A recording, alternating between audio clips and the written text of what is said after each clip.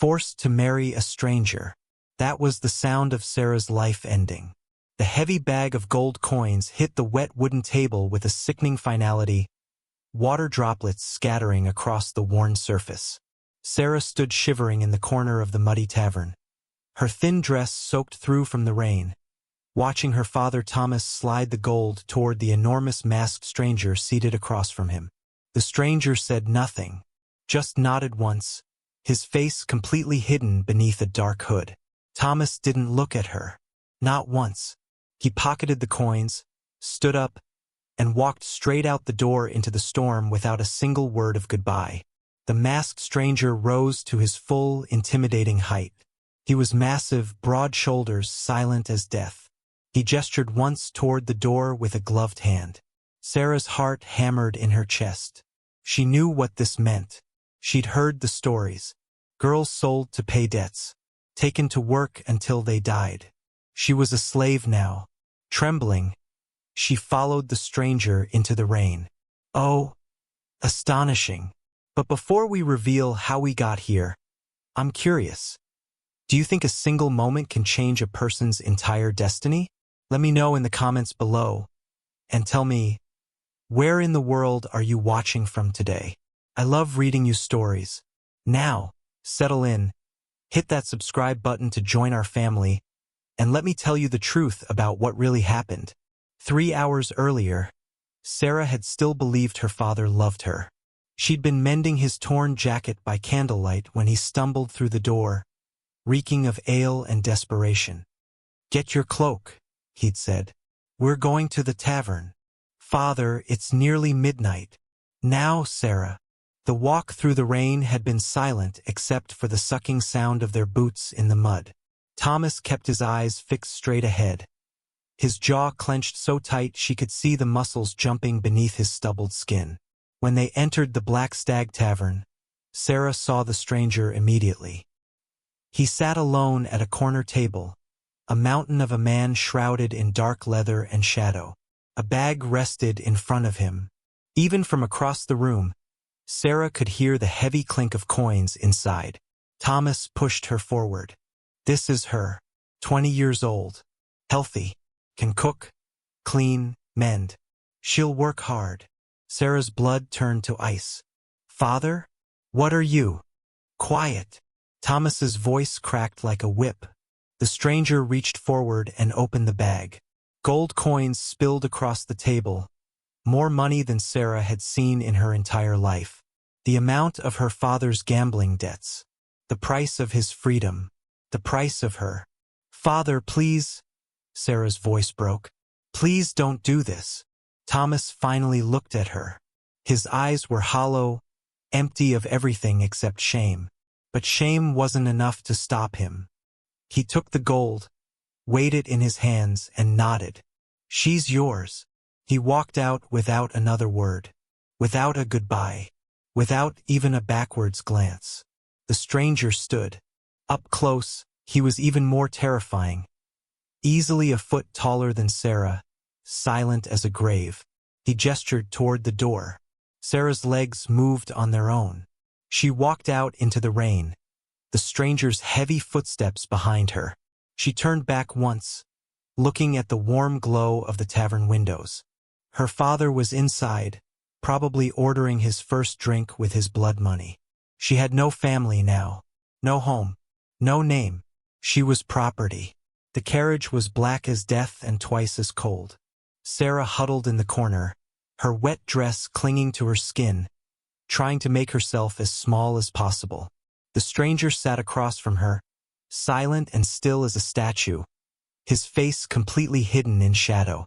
Rain hammered against the roof like 1,000 angry fists. "Where are you taking me?" Sarah's voice came out barely above a whisper. "Silence. Please. I just want to know where." Nothing. Not even a glance in her direction.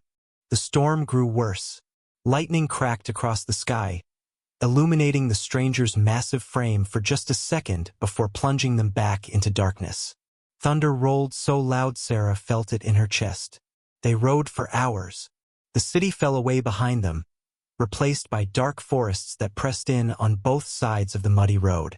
No villages, no lights, nothing but endless trees and rain. Sarah's mind raced through every terrible possibility. A work camp in the mountains, a brothel in some forgotten town, a mine where girls disappeared and were never seen again. Finally, through the rain-streaked window, Sarah saw it.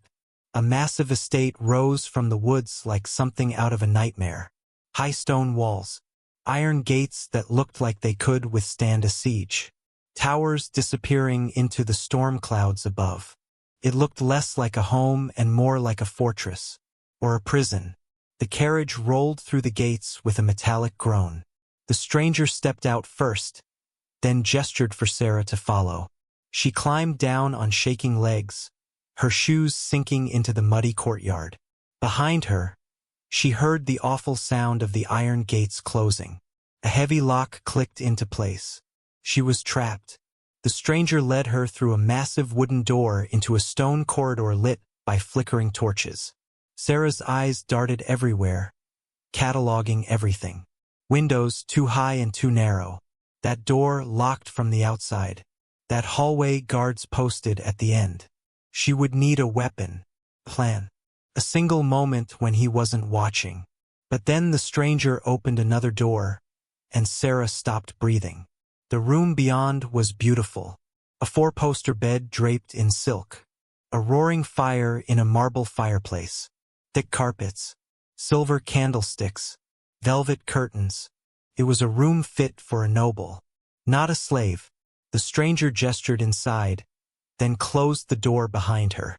Sarah heard his heavy footsteps retreating down the corridor. She stood in the center of the room, completely confused. If she was a prisoner, why the luxury? What did he want from her? The carriage was black as death and twice as cold. Sarah huddled in the corner, her wet dress clinging to her skin, trying to make herself as small as possible. The stranger sat across from her, silent and still as a statue, his face completely hidden in shadow. Rain hammered against the roof like 1,000 angry fists. "Where are you taking me?" Sarah's voice came out barely above a whisper. "Silence. Please. I just want to know where." Nothing. Not even a glance in her direction.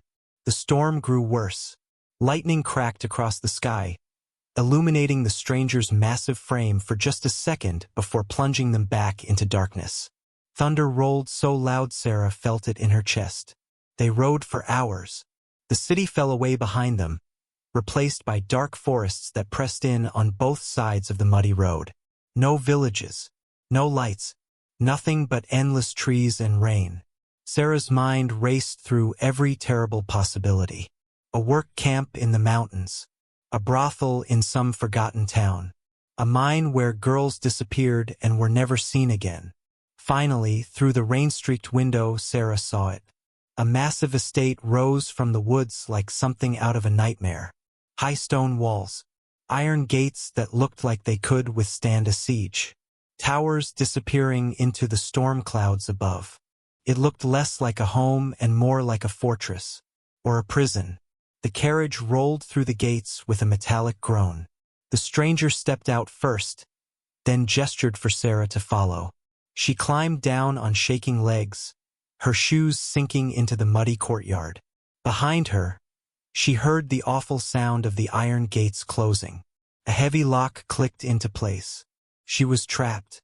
The stranger led her through a massive wooden door into a stone corridor lit by flickering torches. Sarah's eyes darted everywhere, cataloging everything. Windows too high and too narrow. That door locked from the outside. That hallway guards posted at the end. She would need a weapon. Plan. A single moment when he wasn't watching. But then the stranger opened another door, and Sarah stopped breathing.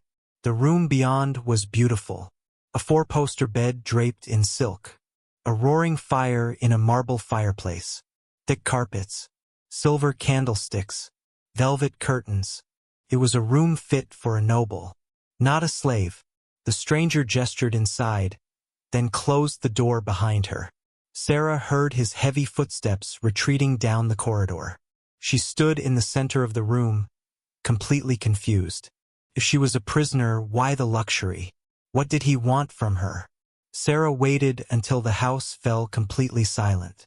She'd spent hours sitting by the fire, fighting exhaustion, listening to the sounds of the estate settling around her. Footsteps, distant doors closing, voices too far away to make out words. Finally, near midnight, everything went quiet.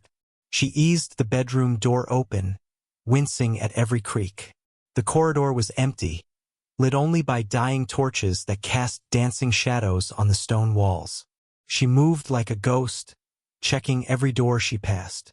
Locked, locked, locked. Then she found the library. The door swung open silently. Moonlight poured through tall windows, illuminating rows and rows of books. Sarah slipped inside, searching for another exit, another window, anything. You should be sleeping. Sarah spun around with a gasp. The stranger stood in the doorway, but he wasn't wearing his hood anymore. Moonlight fell across his face, and Sarah saw him clearly for the first time. He was young, maybe 30, dark hair, strong jaw, a thin scar running along his left cheekbone. And his eyes, they were tired, so tired they looked ancient. He was handsome, devastatingly so. But that wasn't what made Sarah freeze in place. She knew that face. With trembling hands, Sarah reached into her pocket and pulled out the single gold coin her father had dropped in the mud when he'd sold her. She'd picked it up, a bitter keepsake of what her life was worth. She held it up to the moonlight. On one side was a profile stamped in gold, a strong jaw, a thin scar on the left cheek, those same tired eyes. Sarah looked from the coin to the man standing before her. Back to the coin. Back to him. You! Her voice came out as barely a whisper. You're King William. He said nothing, just watched her with those ancient eyes. Sarah's mind spun. King William, the young king who had ruled justly for 5 years before his uncle had seized the throne in a bloody coup. The king who had supposedly died in the attack. But he hadn't died. He was standing right in front of her. But you're supposed to be dead, Sarah breathed. King William's lips curved into something that wasn't quite a smile. So is everyone who knows the truth. He stepped into the library and quietly closed the door behind him. Sit down, Sarah. We need to talk. Sarah sat.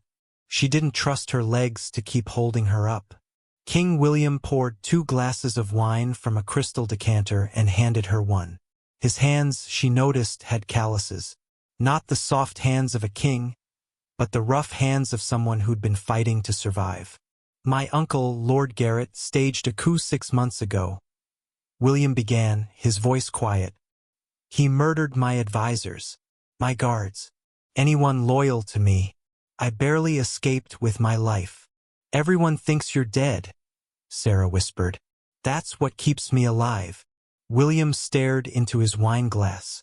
Garrett is hunting for anyone who might challenge his claim to the throne. If he knew I survived, he'd send every assassin in the kingdom after me. So you're hiding. I'm surviving. He looked up at her. But a lone man living in an isolated estate raises questions. Suspicions. People talk. Garrett has spies everywhere. Sarah's mind was starting to catch up. So you needed a wife. William's jaw tightened. A common marriage. A reason for a nobody to live quietly in the woods without attracting attention. A complete, believable cover. The tavern scene suddenly made horrible sense. The hood, the silence, the transaction with her father. You couldn't risk being recognized, Sarah said slowly. I couldn't risk anything. William leaned forward. I know how it looked. I know what you thought. And I'm sorry, Sarah. Truly. But I had no choice. Sarah's hands trembled around her wine glass. You bought me like cattle. I gave your father enough gold to pay his debts and live comfortably for years. William's voice was sharp. What he told you it was for, what he made you believe, that was his choice, not mine. The words hit Sarah like a slap. Her father had sold her. William had just been desperate enough to make the offer. She didn't know which truth hurt more. William stood and paced to the window. I'm building an army. Quietly, carefully. When the time is right, I'll take back my throne from Garrett. But until then, I need to stay hidden. And I need you to help me. Help you how? He turned to face her. Pretend to be my wife. Keep my cover intact. Play the role of a common woman married to a common man. And when I reclaim the throne, his voice softened, I'll give you enough money to be free forever. To go anywhere. Be anyone. You'll never be property again. Sarah stared at him. At this king pretending to be a nobody. At this man who'd bought her freedom with the same transaction that had stolen it. Do we have a deal? William asked. Sarah thought about her father's hollow eyes. About the gold coins on the wet table. About having no home, no family, no choices left. Yes, she whispered. We have a deal. But even as she said it, Sarah felt a strange sting in her chest. A bitter realization. She was still just a transaction. Still just a means to an end. Just like she'd always been to every man in her life. Living with a king turned out to be surprisingly domestic. And surprisingly disastrous. William, step away from the stove. I'm making stew. How hard can it possibly? You've set the carrots on fire. Carrots. Do you know how difficult that is? Sarah grabbed the pot and dumped the smoking contents into the wash basin while William stood there looking genuinely baffled. For a man who'd commanded armies, he was utterly defeated by basic cooking. In my defense, William said, I've had chefs my entire life. That's not a defense. That's an explanation for why we're eating bread and cheese again. Over the following weeks, Sarah discovered that King William, brilliant military strategist, beloved ruler, survivor of a bloody coup, couldn't do a single normal, common thing to save his life. He tried to chop wood and nearly took off his own foot.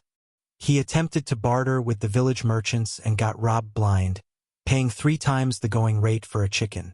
He once tried to do laundry and somehow turned all his shirts pink. Sarah, meanwhile, thrived. She managed the household accounts, stretching every copper coin with the skill of someone who'd grown up with nothing. She negotiated with the local traders, using her knowledge of fair prices and her complete lack of noble pretension to get honest deals. She kept the house running smoothly, the larder stocked, the fires warm. One evening, William sat at the kitchen table reviewing supply lists Sarah had prepared. His eyes scanned the neat columns, expenses tracked, savings calculated, resources allocated perfectly. You're better at this than my Chancellor of the Exchequer ever was, he said quietly. Sarah looked up from kneading bread dough. Your Chancellor probably never had to make 1 bag of flour last a month. No. William set down the paper and really looked at her. He hadn't. None of them had. They were nobles playing with numbers. You actually understand what things cost. What matters? There was something in his voice. Something that made Sarah's hands still in the dough. You're not just a commoner, Sarah, William continued. You're smarter and more capable than half the advisors I had at court. Maybe all of them. Sarah felt her cheeks warm. She turned back to her bread. I just know how to survive. That's the most important skill of all. That night, they sat by the fire after dinner. Sarah was mending one of William's shirts, the one he'd somehow torn while trying to fix the fence, when she felt his eyes on her. She looked up. He was watching her with an expression she'd never seen before. Not gratitude, not respect, something deeper. Slowly, carefully, William reached across the space between them and touched her hand. Not as a king, not as someone maintaining a cover, as a man. Sarah's breath caught. The fire crackled. Neither of them moved. Sarah, William said softly, I think I'm... A crash from outside shattered the moment. They both jumped to their feet. But the feeling lingered between them, warm and terrifying and real. The crash had been a warning. The glass shattering came 30 seconds later. Down! William shoved Sarah to the floor as a window exploded inward. Dark shapes poured through the opening. 4, 5, 6 men dressed in black, blades already drawn. Assassins. William grabbed the sword he kept hidden beneath the floorboards and met the first attacker with a clash of steel. He moved like lightning, all his royal training flooding back, but Sarah could see the problem immediately. There were too many. For every one William blocked, 2 more pressed forward.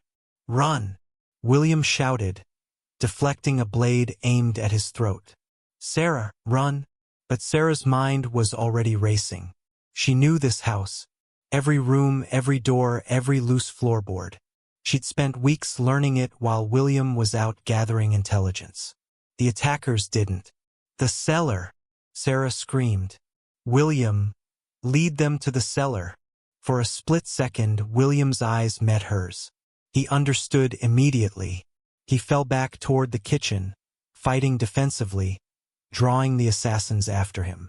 Sarah ran ahead, throwing open the cellar door. The stone steps disappeared down into darkness.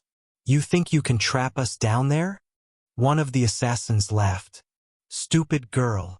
William backed toward the cellar entrance, his sword a blur. 3 of the assassins pressed after him while 2 broke off to chase Sarah. Perfect.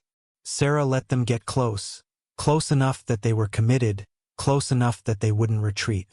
Then she grabbed the iron poker from the fireplace and swung it with all her strength at the support beam beside the door. The beam cracked. The stone lintel above it groaned. William, now! William dove backward through the cellar door. Sarah threw herself aside. The lintel collapsed with a thunderous crash, burying the cellar entrance under a ton of stone and timber. The assassins inside were trapped. The 2 who'd stayed behind stared at the rubble in shock. Sarah didn't give them time to recover. She grabbed the boiling kettle from the stove and hurled the scalding water at the nearest man. He screamed and stumbled backward, straight into William's blade as he emerged from the shadows behind them. The last assassin ran. Sarah and William stood in the wreckage of their home, breathing hard, covered in dust and blood. The house was destroyed. The cellar was buried. But they were alive. We need to go, William said. More will come. They grabbed what they could carry and fled into the dark woods. Rain had started again, washing away their tracks as they ran. Branches tore at their clothes. Mud sucked at their boots. Finally, miles from the house, they collapsed behind a fallen log. Sarah's lungs burned. Her hands were shaking from adrenaline. William stared at her through the rain, his eyes wide with something that looked like awe. You saved me, Sarah. We saved each other, Sarah gasped. But William shook his head. He reached out and cupped her face in his hands, heedless of the rain, the blood, the danger still hunting them. No, you saved me. And then, in the darkness of the woods, with the rain pouring down and assassins somewhere behind them, King William kissed her. They'd been hiding in the woods for 3 days when the horses came. Sarah heard them first, the thunder of hooves, the jangle of armor. She grabbed William's arm in panic, ready to run again, but he stood up slowly, listening. Those aren't assassins, he said quietly. That's the royal guard. Moments later, 20 mounted soldiers in gleaming armor burst through the trees. But these weren't Garrett's men. They wore the old colors, William's colors, silver and blue. The captain dismounted and fell to one knee. Your Majesty, we've been searching for you. Lord Garrett. William's voice was sharp. Exposed, Your Majesty. His plot unraveled. Lord Merrick revealed evidence of the assassination orders, the false documents, everything. The lords of the realm have called for your return. The captain's face split into a grin. It's time to take back your throne. The soldiers erupted in cheers. They surrounded William, clasping his hands, pledging their loyalty, calling him Your Majesty, with tears in their eyes. And just like that, everything changed. William was no longer the man who burned stew and paid too much for chickens. He was King William again, standing tall and commanding, already issuing orders to his men.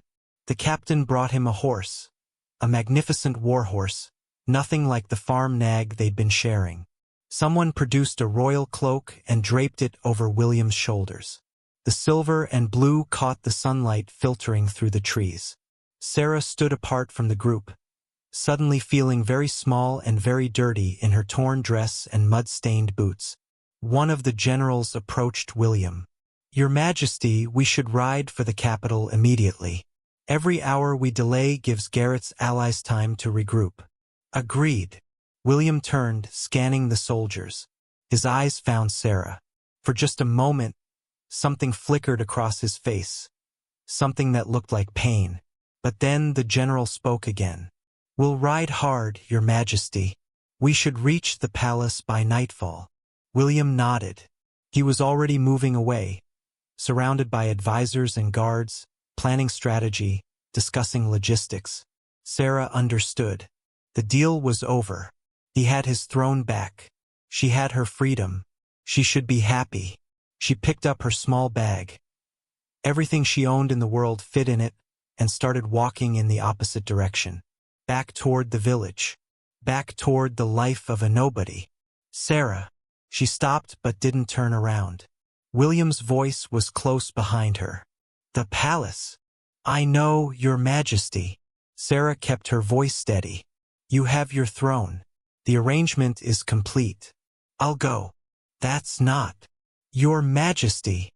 The general's voice cut through the woods. "We need to move now." Sarah felt William hesitate behind her. Felt the weight of duty pulling him away. "Go," she whispered. "You have a kingdom to save." The sound of his footsteps retreating was the loneliest sound she'd ever heard. Sarah stood in the woods long after the soldiers had gone, watching the dust settle on the road. Then she shouldered her bag and started walking. She didn't look back. 3 weeks passed. Sarah found work in a bakery in the lower city, kneading dough before dawn, burning her hands on hot ovens, sleeping in a tiny room above the shop that smelled permanently of yeast and smoke. It was honest work, hard work, the kind of work she'd done her whole life. It should have been enough. But every time she closed her eyes, she saw William's face in the woods, the way he'd looked at her before duty pulled him away. She told herself it was better this way. She'd always known their arrangement had an ending. This was it. Clean. Simple. She was free. Then, one morning, a royal messenger walked into the bakery. The entire shop went silent. The messenger's uniform was pristine silver and blue, the restored royal colors. He looked completely out of place among the flour, dust, and common folk. "Sarah Carter?" His voice rang with authority. Sarah's hands stilled in the dough. "Yes. The king commands your presence at the palace." Immediately, the baker's wife gasped. Every eye in the shop turned to stare at Sarah. I don't understand. A carriage waits outside." The messenger's expression gave nothing away. "Please come with me." Sarah's mind raced. Had something gone wrong? Was she in danger? Had Garrett's remaining allies discovered her connection to William? She had no choice. You didn't refuse a royal summons. The carriage ride to the palace was the longest 20 minutes of her life. The grand throne room was packed. Lords and ladies in silk and jewels. Generals in polished armor. Advisors and courtiers and nobles from every corner of the kingdom. All eyes turned when Sarah entered, her simple dress suddenly feeling like rags among all that finery. And there, at the far end of the room on a raised dais, sat King William on his throne. He looked different, regal, remote. A gold crown rested on his dark hair. He wore robes of state, rich and formal. He was every inch a king. He looked nothing like the man who'd kissed her in the rain. Then Sarah saw him, her father. Thomas stood near the front of the crowd, bowing and scraping before the throne. His clothes were fine, new, probably bought with the gold William had paid him. He was pleading, his hands clasped together. "Your Majesty, I'm a loyal subject. I've always supported the crown." Surely a man of my standing deserves some recognition, some reward for his. Sarah's stomach turned. Even now, even here, her father was trying to profit. William sat perfectly still on his throne, his face unreadable, cold. A reward. William's voice was quiet, dangerous. For what, exactly? For my loyalty, your majesty, my service to the crown. I'm a man of humble means, but I've always— Tell me, William interrupted. What of your daughter? Thomas blinked. My what?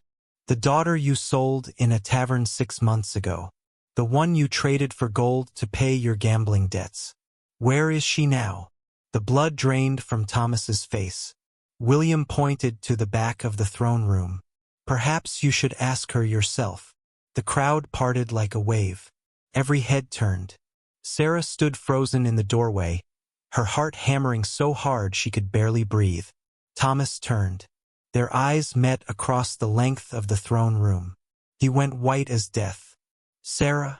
Thomas's voice cracked. What are you? How did you? I'll tell you how. William rose from his throne, and the entire court fell silent. Your daughter saved my life. Not once, but many times. She protected me when assassins came. She kept me alive when I had nothing. She is the reason I'm standing here today. Thomas's mouth opened and closed like a fish. The nobles whispered to each other, confusion and scandal rippling through the crowd. You sold her, William continued, his voice echoing off the marble walls. You told her she was being taken as a slave.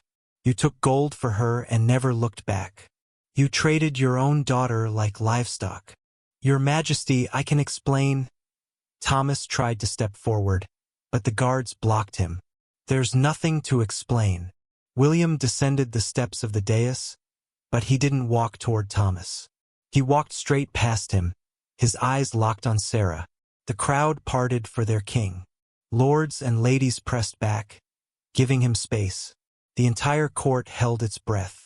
William stopped directly in front of Sarah. Up close, she could see that his hands were trembling slightly, that his jaw was tight with emotion. You left, he said quietly, just for her. In the woods. You walked away. You had your throne back, Sarah whispered. The deal was done. The deal. William's laugh was bitter. Sarah, I don't want the deal. He reached into his robes and pulled out a small box. The whispers in the court grew louder. Then, as the entire throne room watched in shock, King William, ruler of the realm, commander of armies, sovereign of the kingdom, dropped to one knee before a baker's assistant in a flower-stained dress. The court gasped. I don't want a contract, Sarah. William opened the box. Inside was a ring, not one of the gaudy royal jewels, but something simple and perfect. I don't want an arrangement or a deal or a transaction. I want you, not as a cover, not as a convenience, as my queen. Sarah's vision blurred with tears. William, I fell in love with you in that little house, watching you manage everything I couldn't, watching you turn nothing into something, watching you be braver than any soldier I've ever commanded. His voice broke. I should have told you in the woods. I should have fought harder. I'm telling you now. He held up the ring. Marry me, Sarah. Not because you have to, because you want to. The throne room waited. 100 nobles, 20 guards, advisors and generals and lords. And Sarah, with her heart hammering and tears streaming down her face. She looked at her father, cowering against the wall, his face a mask of shame and shock. Then she looked at William, kneeling before her, offering not just a crown but his heart. Yes, she whispered. The court erupted in cheers. William stood and slipped the ring onto her finger, and then he kissed her in front of everyone. The king and the baker's assistant, the ruler and the nobody. 2 guards stepped forward and grabbed Thomas by the arms. Wait! Thomas struggled. Sarah, please, I'm your father. Sarah turned to look at him one last time. No, you were my father. You gave up that right in a tavern 6 months ago. William nodded to the guards. Take him to the dungeons. He'll face trial for his debts and his crimes. They dragged Thomas away, his protests fading down the corridor. William took Sarah's hand and led her to the throne.